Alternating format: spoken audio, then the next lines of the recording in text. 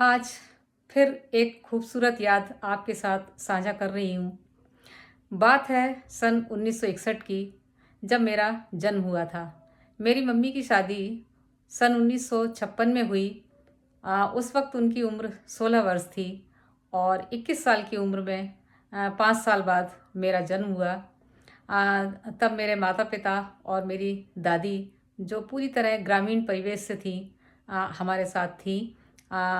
जन्म के वक़्त मम्मी पूरे दिन और रात 12 बजे तक परेशान रहीं।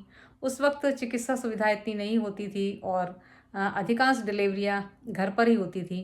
तो रात 12 बजे दाई के माध्यम से मेरा जन्म हुआ और मेरा जन्म होते ही दाई ने बुरा-सा मुँह बनाकर मेरी दादी से कहा, "अम्मा जी, बहू इतनी देर से परेशान है, बिटिया हो गई।"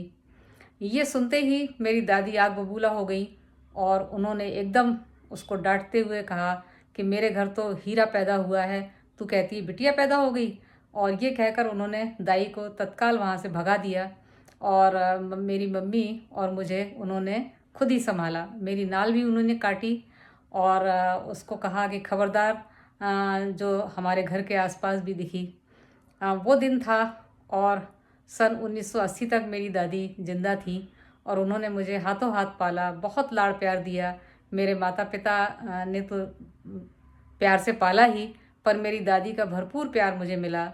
तो मैं यहाँ पर ये बताना चाहती हूँ कि जब बेटियों को घर पर भरपूर लाड़-प्यार मिलता है और उनके साथ भेदभाव नहीं किया जाता, तो उनके अंदर पूरा आत्मविश्वास और किसी तरह की हिम्मत हारने वाली स्थिति नहीं बनती, ना ही वो किसी तरह से हीनता की शिकार होती हैं।